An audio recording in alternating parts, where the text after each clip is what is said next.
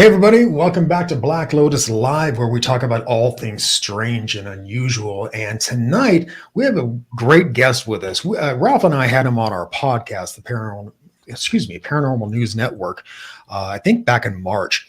And his name is Mark Fiorentino. And he's into things like super relativity and Einstein's unified theory. Field theory. And so it's going to be great having him on. He was a great guest on our podcast, so I thought we'd bring him on here for you guys. The first thing I want to mention is that we are going dark next week, and the reason being it's Halloween, and Halloween at our house is craziness. I mean, we have a ton of kids coming here, so we wouldn't be able to do the show with the doorbell ringing every 2 minutes. You know, I think the first year that Terry and I lived here, we had something over 300 kids come to the door. And, since then it's dwindled off a little bit, but not by that much. So yeah, we are going to go dark next Sunday, so we won't be around.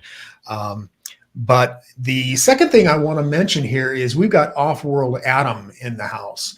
And I wanted to say, Off-World Adam, I know you wanted to be a moderator here, and I tried to get you on as a moderator, and for some reason I can't do it. Terry's a moderator. I was able to do that, but I don't know why YouTube is not allowing me to do YouTube. And it's not just you. I tried to get Wild Trees as one of the moderators, and it won't allow that either. So I don't know what I'm doing wrong, because I was able to do it once before. But anyway, let me introduce our guest. Mark Fiorentino is an author, and he has been obsessed with Einstein's unified field theory ever since hearing about it when he was 10. He worked for many years in the high-tech industry, and including IBM. Mark, thank you very much for joining us. Really appreciate it. Happy to be here. We're going to have a good discussion tonight. I'm looking forward to it. So tell us about your childhood interest in Albert Einstein. Yeah, I got into it kind of in a strange way. I was going to church, catechism, getting ready to have confirmation and all that sort of thing. And I remember the nun asking us to go home and find a saint born on our birthday and, give a report on that. So I went home, and in 1965, no internet. So that's not such an easy thing to do a search for something like that. So, I did what we had available in that time. Ask your parents, and they didn't know anything.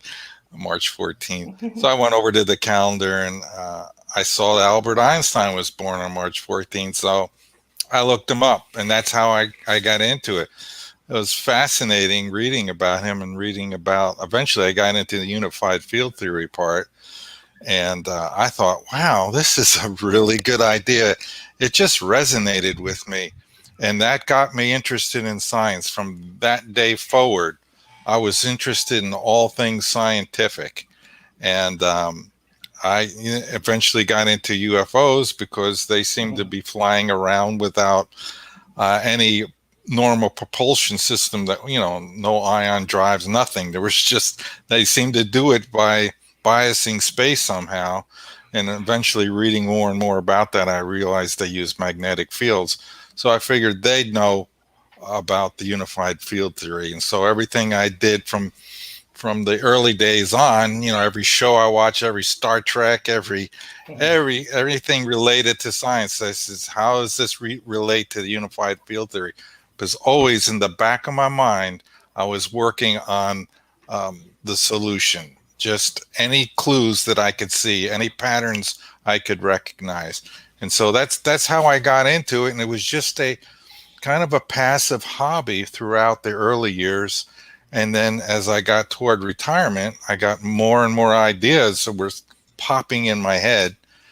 Some sort of infusion process of some sort seemed to be going on, until I had enough notes and such. I said, I could actually write a book on this. And so when I retired, the first day of retirement, that's exactly what I did. And for the next 4 years, I wrote that book until it was complete with a lot of research on the internet. Internet is a powerful research tool. Oh, Um, right, right. I think it's and interesting that you were born on Einstein's birthday. So was I. So, great minds. amazing. Viewers, I dropped a link for Mark's book. It's called Master of Reality, Super Relativity, the Unified Field Theory. And so I dropped a link to his book on Amazon. So definitely check that out. He also has a website. It's www.super-relativity.com. So most definitely check that out too. So Mark, would you want to do a favor for me and any of the guests that may not know much about the topic? Can you give a brief description of what it all means? Oh, yeah. You're probably referring to the unified field theory Right. itself, or Yeah. yeah. Yes. That can be explained very basically and simply by it. Basically, Einstein had the idea that electromagnetism and gravity emerge as aspects of a single fundamental field. So space was that single fundamental field, and in that time they called it the ether. Okay. And so he had the idea, as well as many other scientists from Newton's time forward, that the ether was either a gas, a liquid, or a solid in space. And eventually, by his time, Lorentz and Einstein and a bunch of others were pretty darn sure it was a quasi-elastic solid. And from that continuous object, when I say solid, it just means something that is continuous. From Okay. that field, the other two emerge somehow, the electrostatic field and the magnetic field. Then the trick was to see how the motion of electromagnetic particles cause the gravitational field. And that is what I've done in my book. And now I put out a research paper on ResearchGate that explains it in high detail. Congratulations. Wow. Yes, with the math. So I give the people a mathematical model that works and predicts the mass of a neutron. That's what you got to do in order to prove your theory works in this case. If you can use your math to accurately predict a particle like the neutron, it works for the neutron, proton, any particle really, which is what I did, and explained it in high detail so that you know what I'm talking about when I start to do the math at the end of the paper. Okay. So that really had to be done to back up the book, because I just very gently touch on some mathematics in the book, realizing most people aren't going to be physicists that are reading that book. Right. And so I decided, hey, I worked it out in my head. It was in my head for years. I said, yeah, that'll work. Okay. But I never really made sure. And so I finally wrote a computer program to verify it, and put the equations in there and worked all the way through the steps, which is a process, and it worked. It almost works too well. It works so well. And so it's done. That's out there. And so I'm saying to the world, I got the solution. It's done. We've made it. We've lived to the point in history where we got to see the solution for the unified field theory. I personally, I think that anti-gravity is one of the most important things that scientists can be working on right now. I agree. But unfortunately, and I'm sure there are some, but I think people who do that are probably laughed at by other scientists. Yeah, especially physicists. Yeah, physicists really are. They've lost their grip on reality. That's their problem. They've so entrenched in the idea of quantum mechanics, which, by the way, is the wrong model. That's why they were never able to solve the unified field. They were using the wrong model. In the unified field, in the quantum mechanics model, everything's about a particle-to-particle interaction. Well, gravity doesn't come about as a particle-to-particle interactions. It's a particle-to-space interaction. Somehow the particles are bending space, causing it to contract, and that's gravity, and that's what I've proven in the paper. But yeah, if it goes to, I studied gravity so that I could learn about anti-gravity. That was my deep dark secret plan. I says, if I want to know about anti-gravity, I first have to understand gravity. He who understands that will be the master of the universe. And so I worked on gravity. I wanted to know exactly what it was, to explain it fully. And then once you understand gravity, you know exactly what anti-gravity is. It pops right out and says, well, if gravity is a contraction of space, then anti-gravity is an expansion of space. And somehow I know how particles make gravity, and I found the particle that could be used to make anti-gravity, the electron, and flowing through wire that makes magnetic fields. The magnetic fields, in turn, as a byproduct, create an anti-gravity field. And so that's where we have to push our research in order to finally prove that magnetism, high magnetics, is the road to anti-gravity. And you're right. Yeah, the mainstream physicists, they don't want to hear about it. For various reasons. And of course, the government isn't going to help. There is no way that they're going to come out. Well, and I think one of the reasons for that, well, probably the main reason, is because it would kind of screw up the economy as it sits now, and the elites won't be rich anymore because they won't be able to make money off of coal and whatever else, or gasoline, Well, in order to use anti-gravity, you have to have a lot of power. So that means that the UFO people, the ETs and so forth, have solved the power problem, which means they have some sort of a power generation unit that's going to replace everything we have here. Like you say, the oil companies aren't going to like that. The gas companies, the power companies, they want a fuel to consume so they can charge rates and keep the ball going. And, a lot of people talked about this, Stephen Greer, others like that, who basically are in their right. And I know, because I personally, this had to be one of those weird synchronistic things that just happen in your life.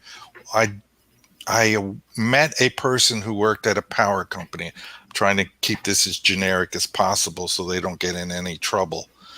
This person said that they worked in a patent office and they saw patents that would change the world as we know it. There are people out there who have successfully found ways to generate power, free power, by various methods. I think there's like over 1,000 patents that have been concealed by the government. Mm-hmm. Sure. Mm-hmm. So, well, you need that to power. One of those is going to be really good. You need a small profile, large power generating device, maybe the size of a basketball, not much greater, that can be used to generate, hundreds of kilowatts, maybe even megawatts of electricity. And that same thing could be used to power cities. And so they suppress that. We're eventually moving that way anyway. I mean, I think I read that it's going to be by 2024 that all cars are going to be mandated to be electric. So I think we're moving toward that direction anyway. So if this kind of information could be released, we can always improve upon it. Right. And one of the things that would be very helpful is room temperature superconducting wire, which I have a strong feeling has also been discovered and classified as top secret. Mm-hmm. Mm-hmm. If you put superconducting wire out and into the power grid, the cost for putting out the power drops dramatically because it's like zero resistance. You can send the power out for miles and miles and miles and miles without relay stations and such. It would be a major breakthrough. And of course, now that's going to be suppressed too for who knows how long now before until we get some sort of disclosure of some sort. Mm-hmm. Wild, you're our scientist here. What are your thoughts on all of this? All right. Let me say, thank you for being here, Mark. It's great having you. Great listening to you speak. You're a great speaker. Very knowledgeable. Okay, so I have a comment, a question, and a favor to ask you. Okay, I'll try to get through all of it. We got 45 minutes, so I'll probably get it all done. Okay. First, the comment is what we just talked about.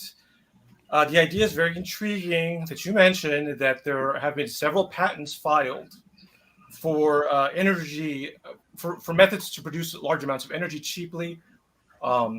That's really interesting. And that's crazy because I do think it's true.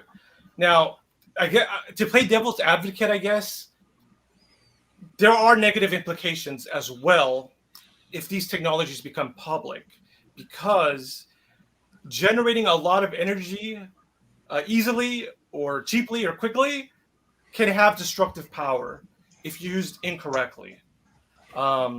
Is that your understanding? Do you agree with that as well, Mark? Well, you could use it to make a rail gun or something of that nature. Okay. Which I'm sure the Navy is well on their way to already having.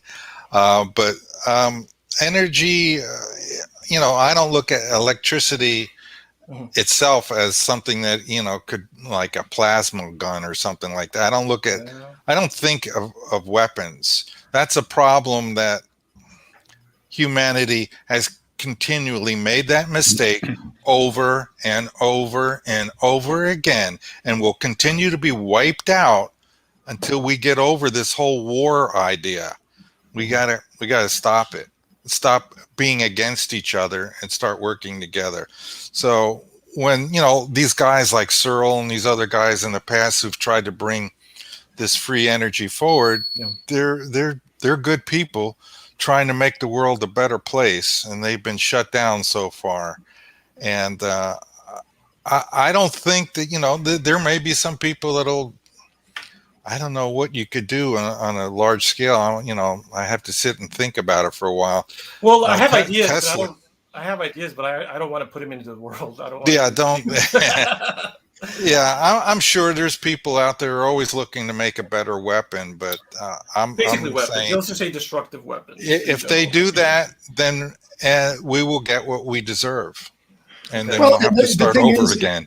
Yeah, and the thing is that any technology that has been released to the general public now, has first been tried to be weaponized by the government. Right. And once they figured out, we're not going to mess with that. Let's give it to the peons, And so, I think that that's true even with like smartphones. I think they've tried to figure out a way to weaponize it somehow.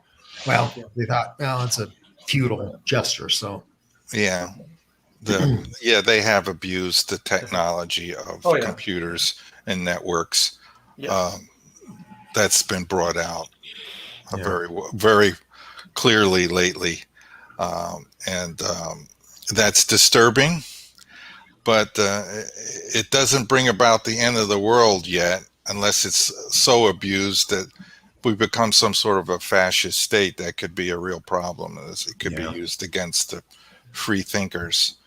But I'm trying to focus mainly. I steer away from political stuff, and I'm staying on course to make this a utopian society. I'm fighting on the side of good, you might say. Awesome. Team God. And it's because my theory is an intelligent design theory, and I'm not going to apologize or anything about that. Well, truly the way I shouldn't. I truly know through many NDE experiencers, I've acquired a great deal of evidence proving beyond a shadow of a doubt this entire universe, not just the Earth, the entire universe was created by God, the creator, whatever name you want to give him. And there's lots of evidence for it. And using that concept helped me analyze and helped me bring forward my cosmology theory, because I realized certain things were done on purpose. They weren't random. And when you realize that and you find the reason, the purpose, then things start to click and make sense in the world of cosmology that really has mystified astrophysicists, like star formation. I know how that works now. I know how the Big Bang works. I'm making a model of a new standard particle model that explains the creation. I'm going to upload that, I guess, to ResearchGate as well. There's a lot of things that suddenly make sense. And the one I have in mind is the neutron decay. That has stymied people, physicists, they don't know why that happens. If you isolate a neutron in 15 minutes in outer space or away from everything else, it will decay into a proton and an electron. They don't know why that does that.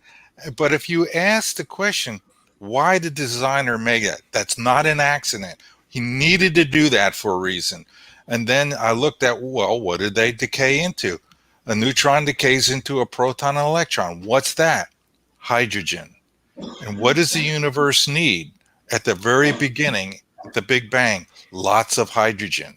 Mm-hmm. So I realized the gigantic cosmic egg, the black hole, must be made of neutronium, solid neutronium material. And when that let loose and blew out all the neutron plasma, within 15 minutes, the universe starts building stars and galaxies, just what it needs. Now the neutron decay makes sense. Cool. That's fascinating. Cool. Wild, I'm sorry that I derailed you with that comment, but you said you had other questions. Yep. Yeah, okay. So now the favor. I'm curious if we could engage a little bit back and forth with what you already described. So you already described the unified field theory, but I have to say it is a very complex physics idea. So I'm not an expert in it. So I would. This is also for the viewers that are watching. I would love to explain it back to you, and let's go back and forth until I get it just right, because some of these terms may be a little bit uncommon to the viewers. Okay. Right. So from what I understand, what you said, the unified field theory is a theory, an idea that describes the relationship between gravity, which is a force. We all understand gravity because if you throw an apple on this planet, it'll fall at a certain rate. And gravity is, this attraction between two objects. So unified field theory deals with gravity, which is a strong force, but it also deals with the static electric force. Is that correct? What is that? Yeah. The second one? The electrostatic force is the Coulomb force. Yes. Okay. So the electrostatic force, which, if I understand this correctly, the electrostatic force is it's basically electricity. What we understand is electricity. Is that correct? Well, the electron is a carrier. All particles are partly electrostatic and partly magnetic. This is where we're going to get into the unified field theory, because that's why Einstein used the word electromagnetism. All particles are magnetic. What's important, if you want to really truly understand it, I deconstructed. That's why I say electrostatic and magnetic, because magnetism is actually a secondary force along with gravity. The primary force of our reality is electrostatic field, which is a vortex. The electron is a vortex mechanical object. It's like a.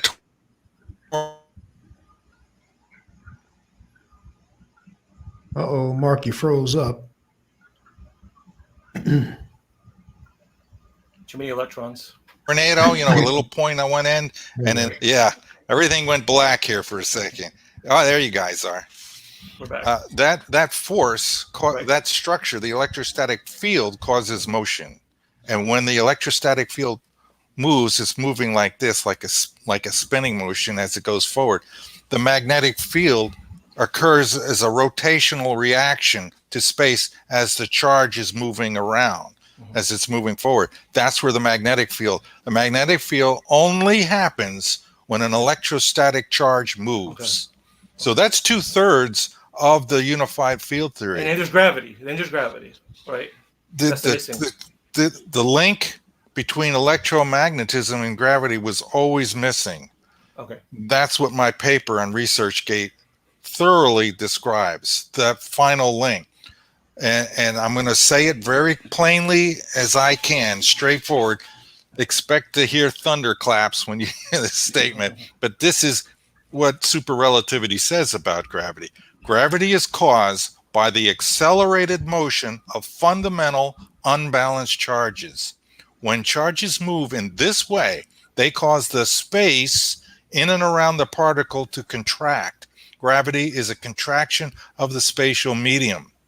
So it's a special type of motion that causes the contraction of space, which Einstein's field theory describes, the metric changes. He just didn't know exactly how that happened, but he did describe the metric change and how space is bent. And he never really, that I could see, used the word contracting, but I found it on the internet and in books that he had his happiest thought. And that's where I got the idea to make my formulation from Einstein's happiest thought, where he links, he sees it, but doesn't come right out and tell everybody. He writes like 5 papers on the Ehrenfest paradox, which describes what I just said. Gravity is caused by the accelerated motion of fundamental unbalanced charges. In his happiest thought, he describes it, and I recognize it. So that is the final link.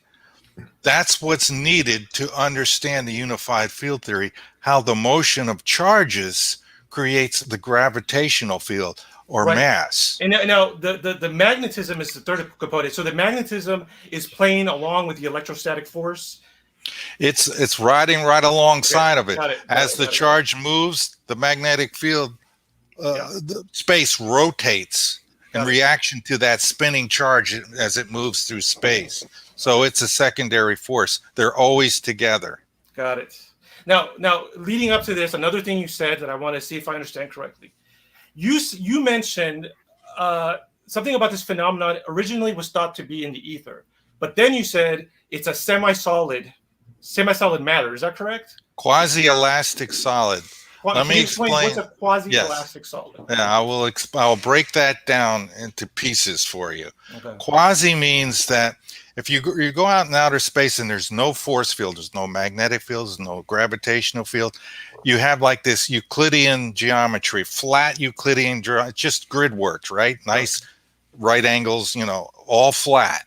But when you apply a force to that space, like a magnetic field, there is a tension and stresses that occur.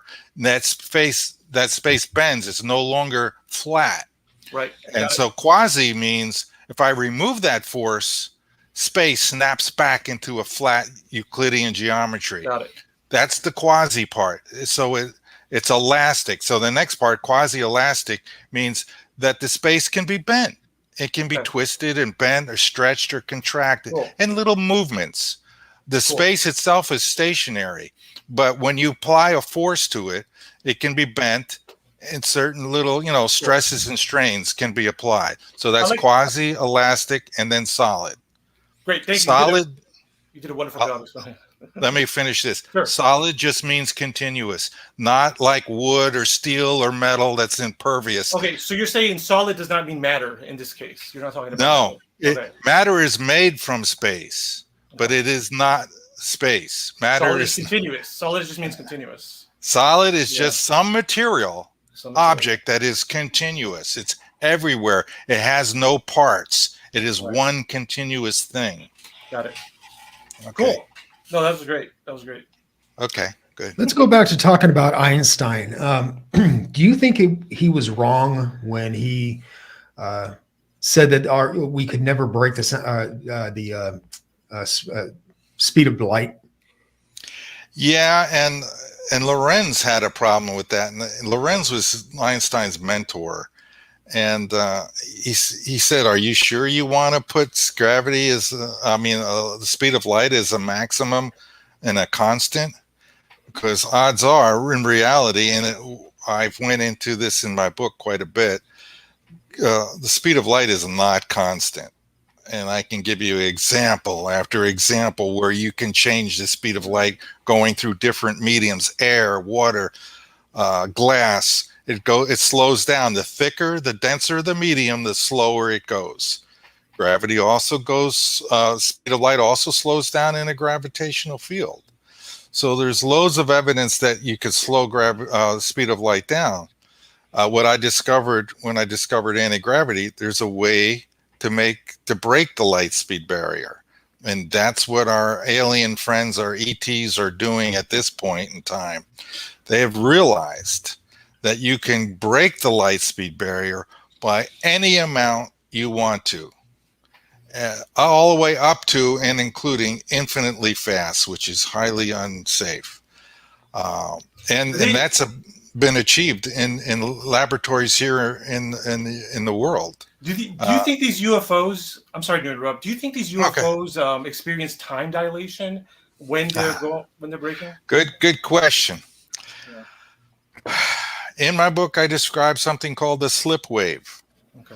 This is a gradient magnetic field. So at one end, it's kind of strong, and at the reverse end, it's really strong. So you got a gradient magnetic field from the front of the ship to the back of the ship. That is required for not only anti-gravity, but for propulsion. Because now what you do is you buy a space and you create a pressure gradient in this field, this slip wave field.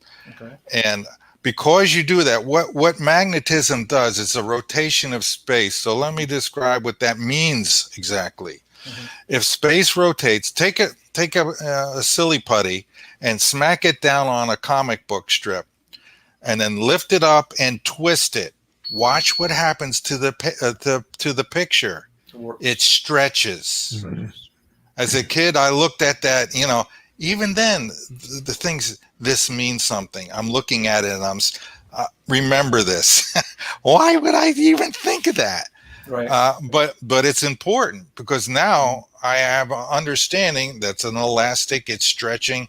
Mm-hmm. If you stretch space, you change all of the Lorentz transformations. Mm-hmm. You're speaking of time dilation. That is one of the Lorentz transformation formulas. Mm-hmm. If you change space, if you make it thinner, if you stretch it, then it will. And you could still go very fast. You are allowed to go faster, but that time dilation where it slows down won't happen. Mm. And in fact, time goes a little bit faster inside of the slip wave. It's as if you're not moving at all inside of that bubble. And if you were to get to absolute zero motion relative to the ether, your clock would run a little bit faster than everybody else's clock. Right. So if you use special relativity and you just use rockets or something to push your ship forward, then it's going to happen just like Einstein predicted and Lorentz predicted.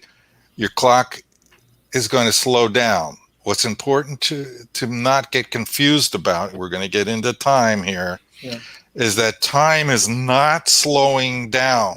Okay. It's the device that's measuring time. It's the clock itself. All the molecules in there are slowing down because they're all being pushed forward and accelerating within the ether, and it causes their motion in that direction to go slower and slower because it can't go beyond the speed of light. And eventually all the particles in that clock lock up at the speed of light, and the clock can't function. Okay. And you'll be suffering from a massive amount of inertia. This is something that physicists will argue about, but Einstein did something that he did a little sleight of hand when he made special relativity. Okay.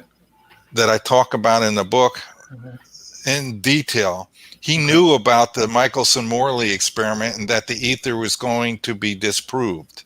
Okay. Well, it looked like it was going to be disproved because they couldn't find the ether wind. Sure. And so everybody gave up on the ether at that point. So he kind of did some stuff and said, hey, motion relative to the ether doesn't matter. I don't need an ether. It's just motion from one thing to another. That's all we need to look at and think about. He said that because he did not want to get his theory rejected. And if he came out everything that he did, everything that Lorentz did, all those formulas were based on an ether model. Okay. Outdated model. People We don't don't want to admit that, but Okay. that's how those formulas came about.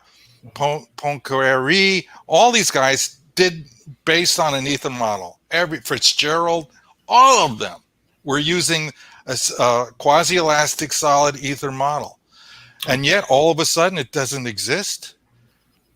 Yeah, that's not right. So there's a lot of problems that needed to be fixed. And Einstein kind of created a bit of a problem there. But in the end, he came back to the ether because with general relativity, he says, here, I have it here.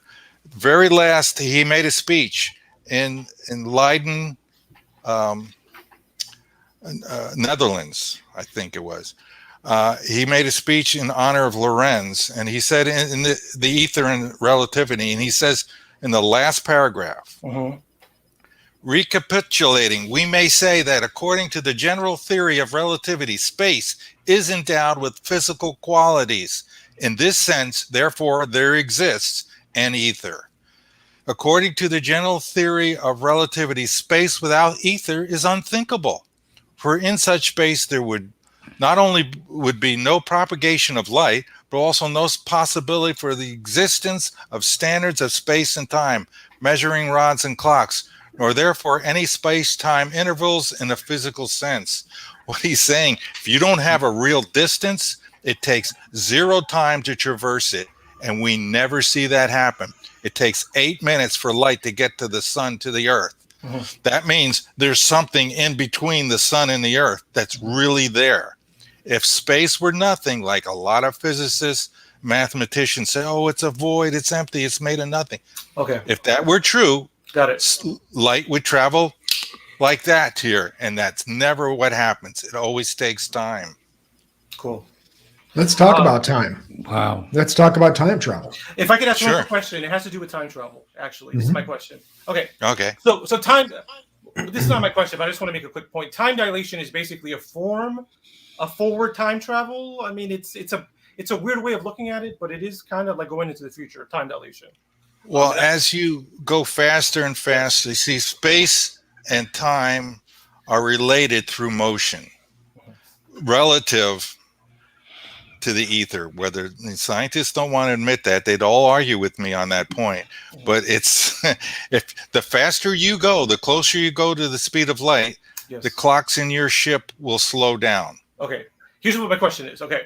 So what you described is basically like, let's say it's a time machine. So let's say you have a DeLorean, the DeLorean ship from Back to the Future. And what Mark is saying is that you're going so fast. You're in your little DeLorean. This is impossible, but let's say it is.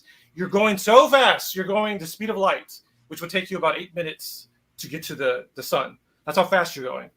Now, when that happens, what Mark is saying, leading up to my question is that you and the DeLorean and the watch inside the DeLorean, you would slow down relative to everybody who's not in the DeLorean.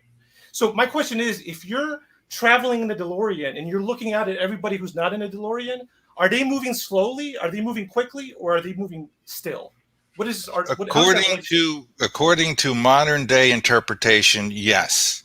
Which one is it? I believe that interpretation is incorrect. Okay.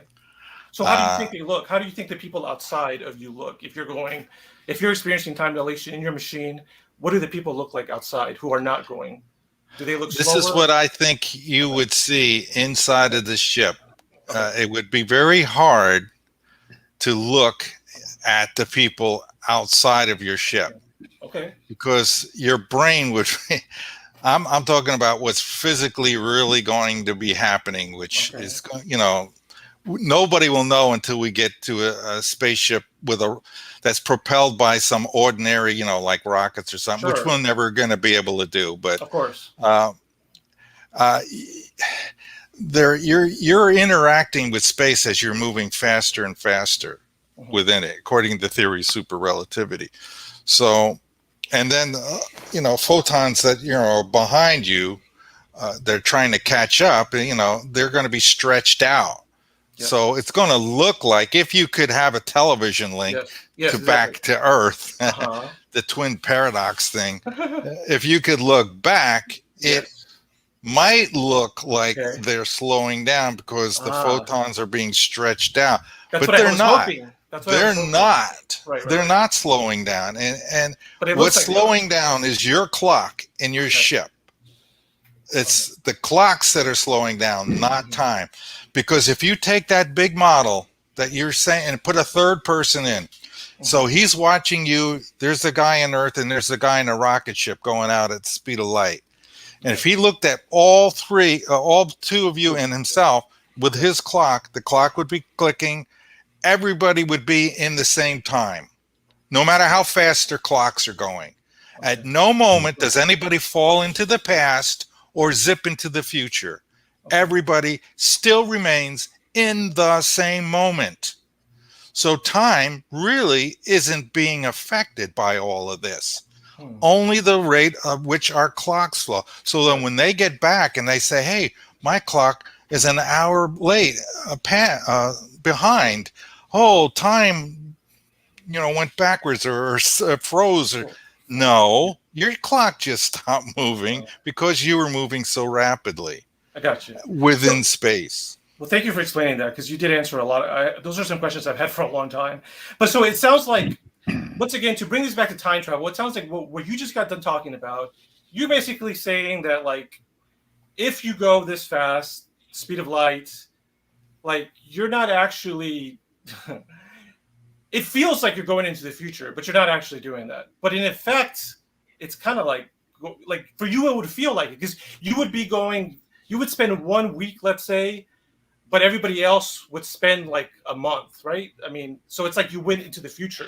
Well, going, without having a calculator here, and I did that as a kid, just curious. Just estimating the times, yeah. Yeah, it all work out mathematically where one clock will have not moved, and the other clock will have moved forward normally. But the important thing is, if you did it for a year, and you move at the speed of light, if you could survive that, which they would find you could not, your ship would be flattened to a pancake. Your mass would increase to near infinity. Believe me, you're not going to survive that. It's a cycle. Measure your clock. You'll need more fuel, and then your fuel will have more mass, and you would need way more. You would need all the energy of the universe to get your ship up to the speed of light using regular rockets. Here's a follow-up question. So we're talking about this movement.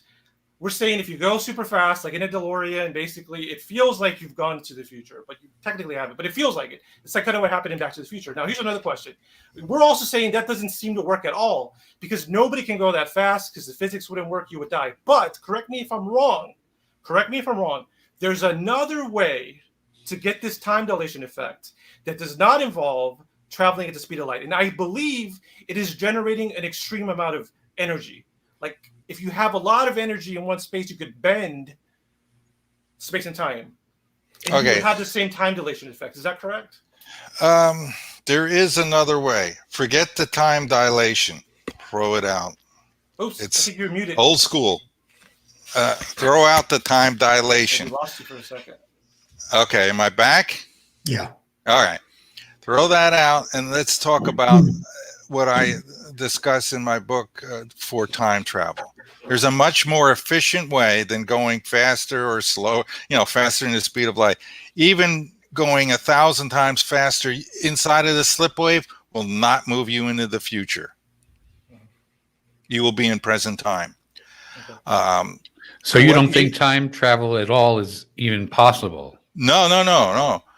I had hoped it wasn't possible, but let's just say I had some encounters and had some discussions, and I was convinced that it was possible. So I added a final chapter in my book right at the end of the book, and I said, if we're going to have time travel, we're getting to your ideas, Wild Trees. Okay. Thank you so much. I really appreciate this. We're getting to this. We're going to get to. You're kind of close, so let's explore that. Okay. What you need to do, you have to realize, in order for time travel to be possible, this one thing must be true. Okay. All of time is happening at the same moment. Okay. There is nothing but an eternal now. Okay. And so you can access it Yes. by opening a portal into another time segment.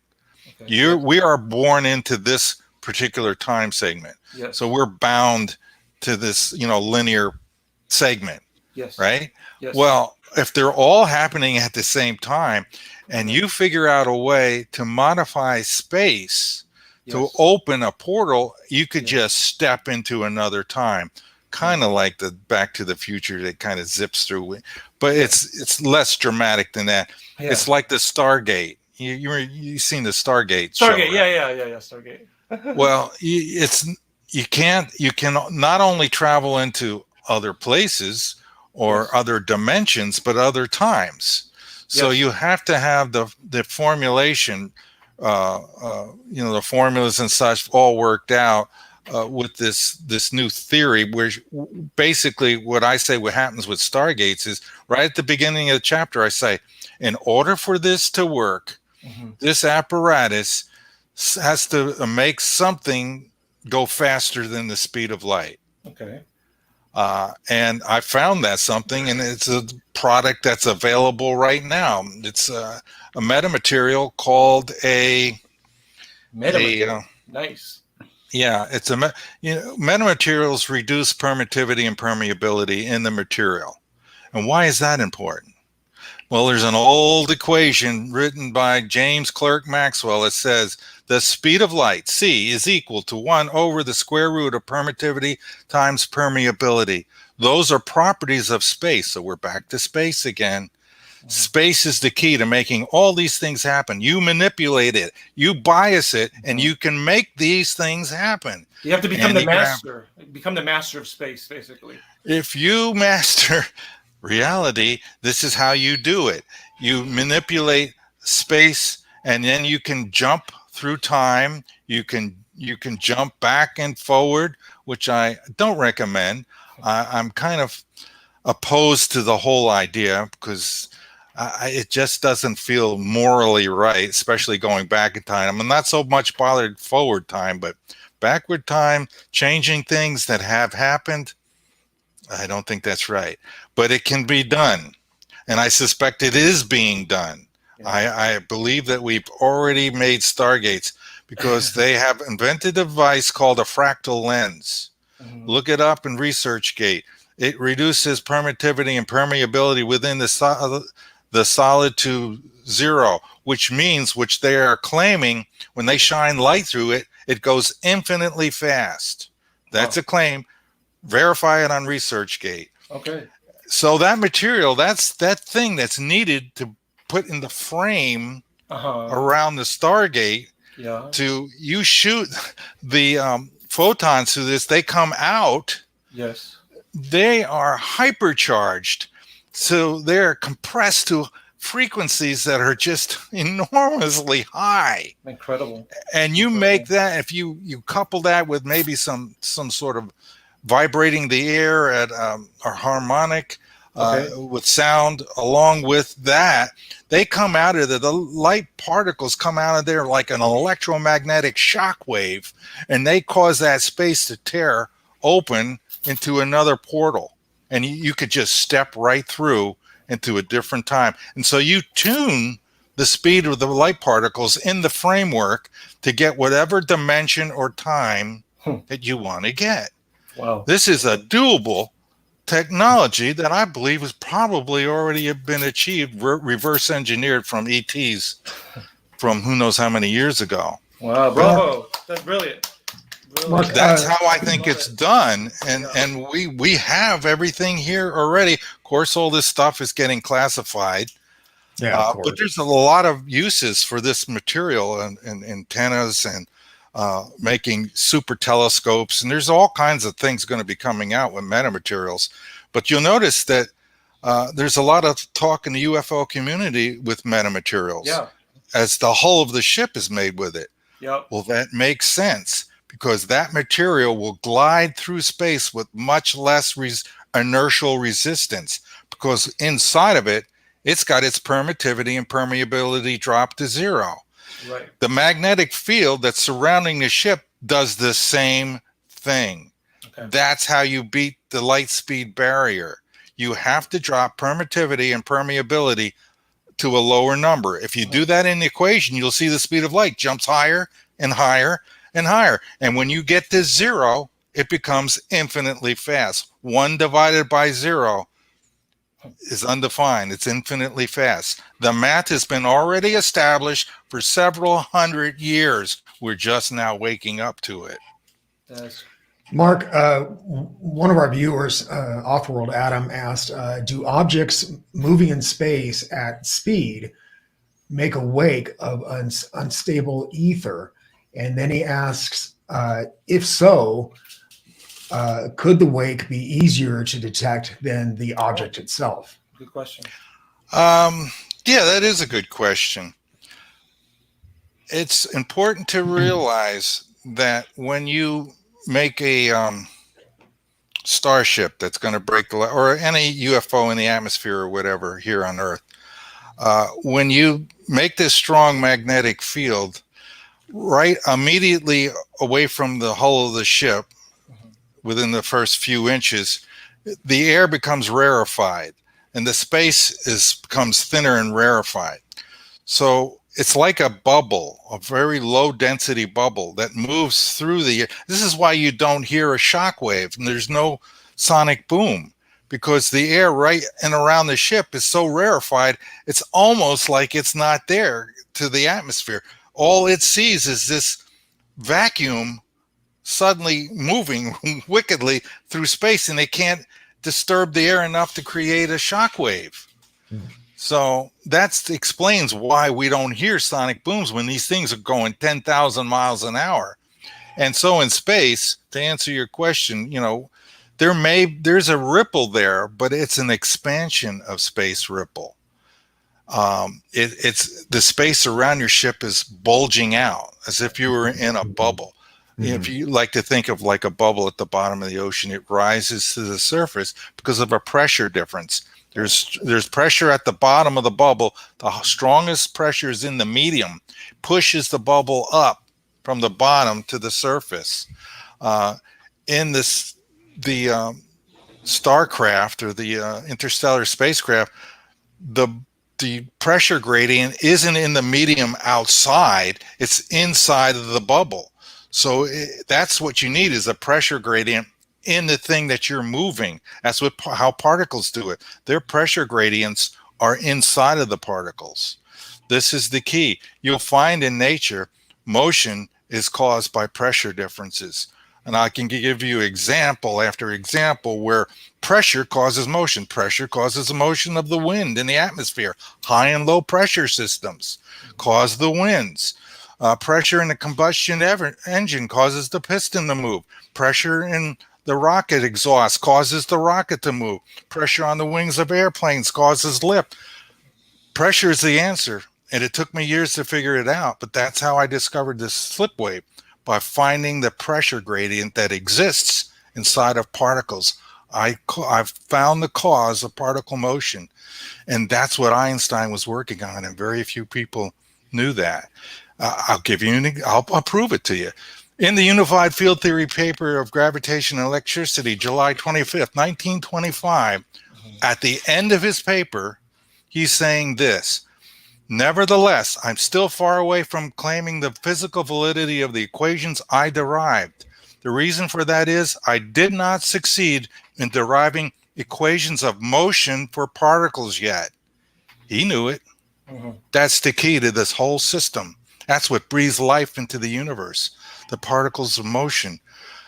Knowing how they move, which I now have the model, which is in the book and in the presentation I give, I describe in high detail. With a little bit of physics work, we can come up with the formulas for that one too, and solve that problem once and for all. This is indeed the unified field theory. So to answer your question, space is modified in a kind of reverse direction. So there is, I don't know that it would echo out in some. You could tell by the magnetic fields there's something out there and it's moving and it exists, and you could detect the motion of a UFO. by looking for magnetic fields, because that's going to go way out into space and disturb space for a great distance. Offworld Adam says that's awesome. Offworld, like I said in the top of the show, Mark has a book out, and it's called Master of Reality, Super Relativity, the United Field Theory. And it's available at Amazon. I dropped a link to that in the description. Definitely check that out. I think you would be, especially you, would be very interested in it. And he also has a website, www.super-relativity.com. So really check that out too. Ralph, you've been kind of quiet. Do you have any questions? I've been just absorbing it all in. Yeah, it's a lot to absorb. I admit that, but I try to explain it in layman's terms, because you can't explain it to your grandma. It, like Einstein said, it isn't worth a damn, and everybody should be able to understand it. It's really a very simple mechanical process. It's just accepting that it is all it is required to understand the unified field theory is understand the simple Newtonian mechanics and how they work. And I try to do the best I can to explain that, right, so that we can move forward to wake up scientists to the idea that, hey, we now understand gravity. We're going to work toward understanding anti-gravity. You were right at the beginning of the show. You said anti-gravity is the most important research going on today, and unfortunately it doesn't have a lot of mainstream scientists, but it's just getting them to do it, and yeah, that seems to be an impossible task. I want them to do this spinning magnet experiment, because if you put the magnetic field in motion, it enhances the anti-gravity effect. That's what we saw with Poklonov and Ling-Ni, or Ni-Ling. I never know which way to go with that name. I think it's Ling-Ni. They both did rotating magnetic fields in their experiments, and they say they saw a drop in the gravitational field above the rotating magnetic fields when they were doing rotating superconductors, which basically there's magnets underneath. So that's what's causing the effect, and the superconducting may also enhance that effect, anti-gravity effect. But we need to do more experiments like that in a serious environment. I would do it at the high magnetics lab at FSU, and where is that, Tallahassee? They got the really powerful magnets there, and but I just get a gut feeling, because the U.S. Air Force has been involved with all these high magnetic companies and research facilities for decades, that research may have already been done and classified as top secret. I think maybe somebody in Europe will do it. I don't know. Terry, do you have any comments or questions? Well, I unfortunately had problems with my internet connection, so I lost you guys a couple of times. No, I don't have any questions. Like Ralph said, I'm just trying to grasp some of it. I noticed that Offworld Adam had made a comment. He says it doesn't seem so hard to grasp, and it doesn't, from what the bits and pieces I was able. So I apologize because I missed some of it. I think. I missed the opportunity to ask some questions.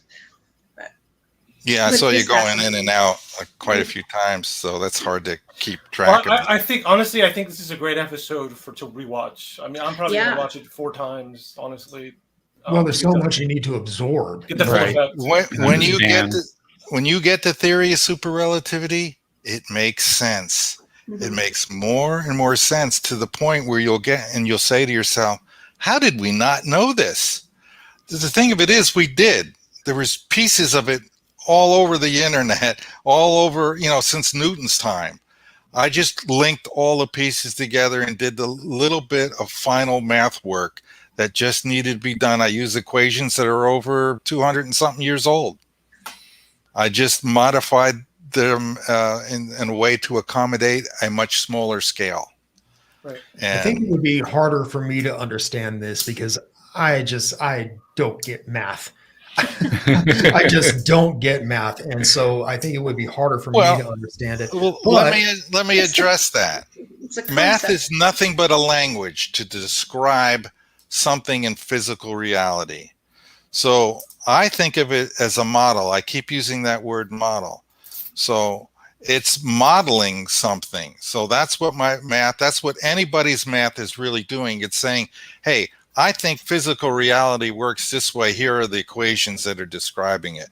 Unfortunately, it can get pretty heady and complicated if you use quantum mechanics, and string theory is just only comprehensible by a very, very few people in this world. I'd like to. I'm sorry. Go ahead. Go ahead. No, I'm done. I'd like to address this point because I want to make a point about this. Okay, I do think anybody watching this show can understand the ideas that Mark is saying, so I wouldn't get discouraged. The other thing I would say, and I don't think I'm exaggerating, once you understand these ideas, it's almost a religious experience because it'll change the way you see yourself and the world and the universe. Like, it's really mind expanding. You might even physically feel your brain changing. That's happened to me when I've learned concepts. So it's worth doing. It's fun. well, that's what's happening with me, and that's why my brain hurts right now. But that's what we're all looking for in these kind of shows. We're looking for the truth, for better understanding. What the hell is really going on here? Who's Bigfoot? Where's he coming from? Well, these UFOs that everybody's seeing. Let's get to the bottom of this stuff. All I've done is got to the bottom of one thing, the unified field theory. I says, I'm going to solve that problem because you know what? In my prior life, I was a troubleshooter. I troubleshot the problem of the unified field theory. I asked questions like, why is nobody able to figure this out? Why are all these brilliant people not able to figure this out? And the answer was very simple. They were using the wrong model. And if you're using the wrong model and you don't know it, you keep trying over and over to make that model work, which is what quantum mechanics has done. They've had 26 tries at explaining gravity, and they've all failed, but they won't stop trying. They're wasting their time. Gravity is not that complicated. It never was. They just have the wrong model. Man, I don't know how long we're going to go, but I do have a question. Maybe it won't be too long. But Go ahead. Okay. Okay. Let me phrase this question correctly. Okay.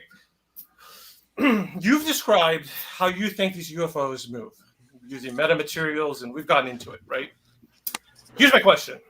My question is this: okay? Before I ask you the question, let me back it up again. I'm a biologist. I love studying animals, all kinds of animals. Animals have amazing adaptations. Their body is a technology. As an example, like an electric eel can produce great amounts of electricity, right?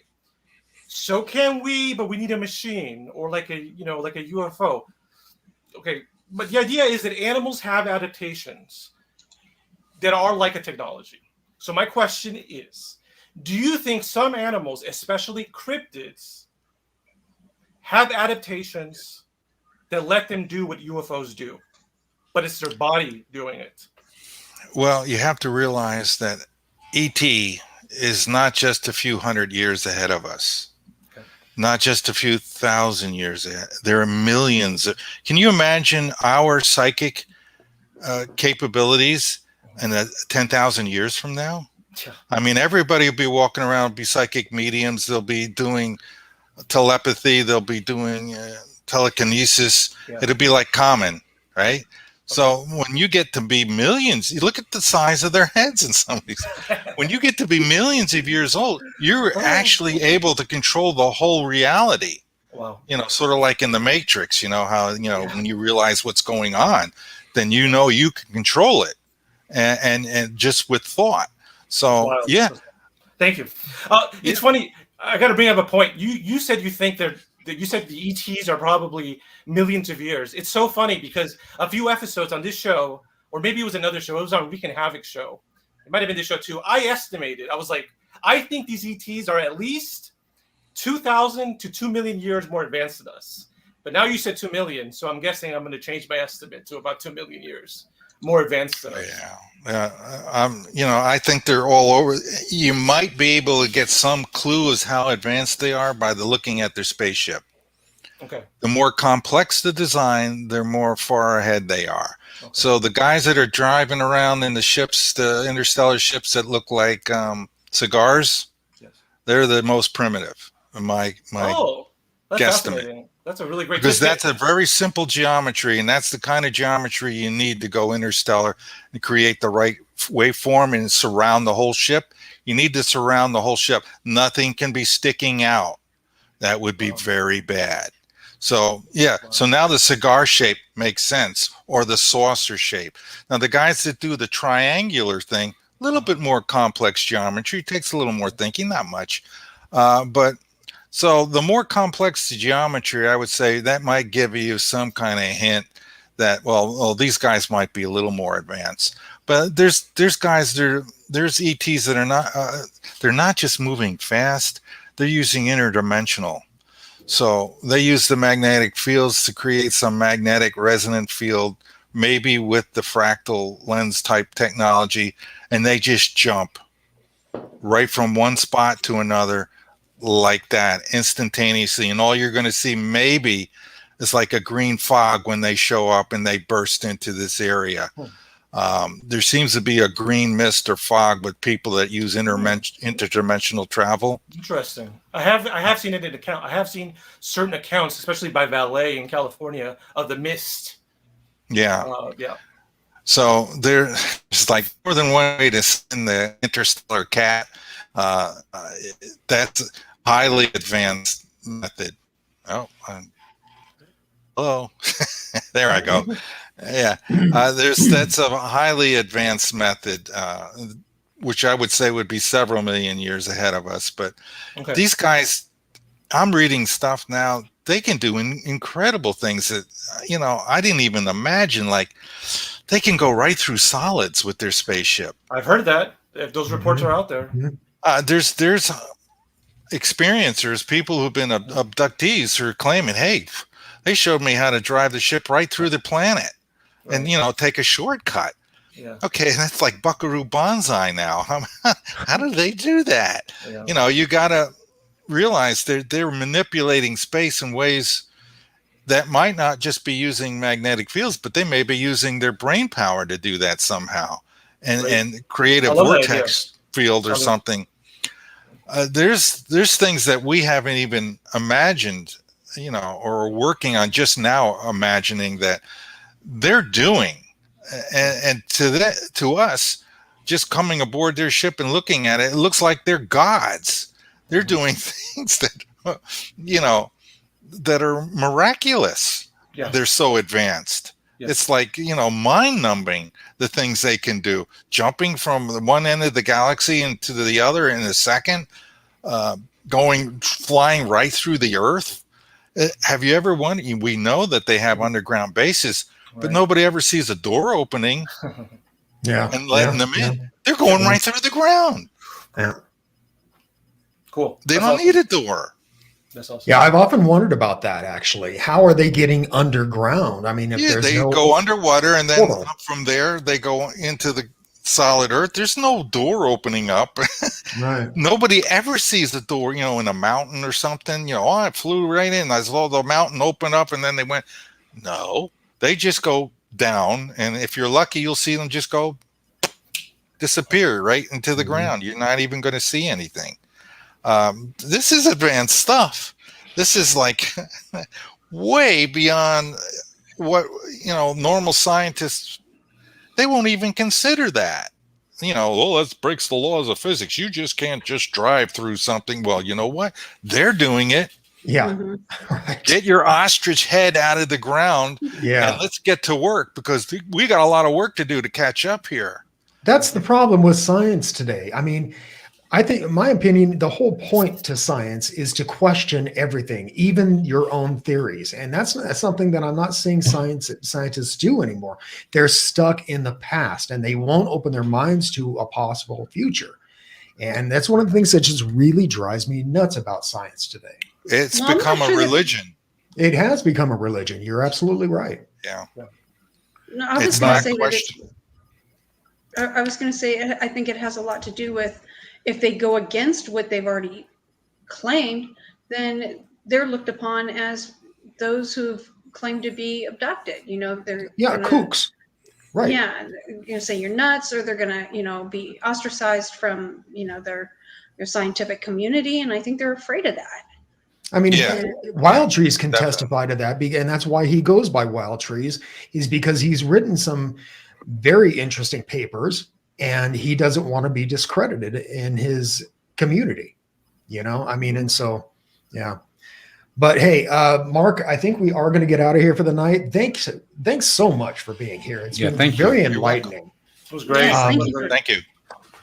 Viewers, I hate doing this at this point in the show, but please like, subscribe, and hit the little bell, and and then click all so you get notified every time there's a large problem in the paranormal community on YouTube right now with shadow banning, and a lot of people aren't getting notifications.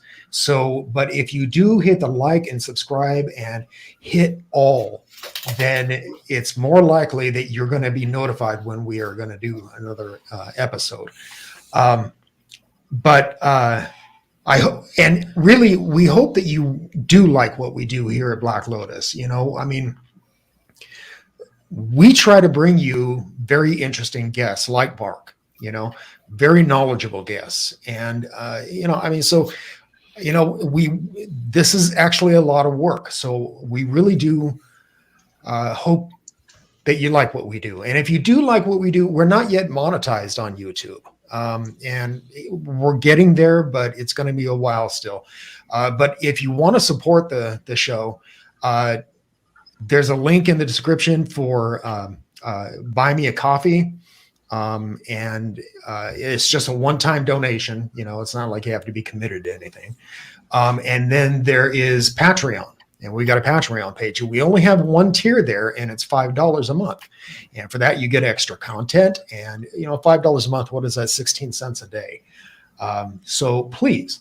And also, I want to mention another link that we have in the description, and that is our Facebook group, and it's called the Black Lotus Discussion Group. And it is a fantastic group there. A lot of these groups there on Facebook have a lot of trolls. We don't have that problem there. And Ralph and I are always on top of it. And so if we do have a problem, we take care of the problem immediately. We don't just let it go. So definitely go there and check it out and, sign up for it. But again, Mark, thank you very much for being here. It was great talking with you again. If you viewers, if you'd like to hear the podcast we did with him back in March, that's at our podcast page, the Paranormal News Network, and you can check it out there. But anyway, until next time, keep thinking and question everything.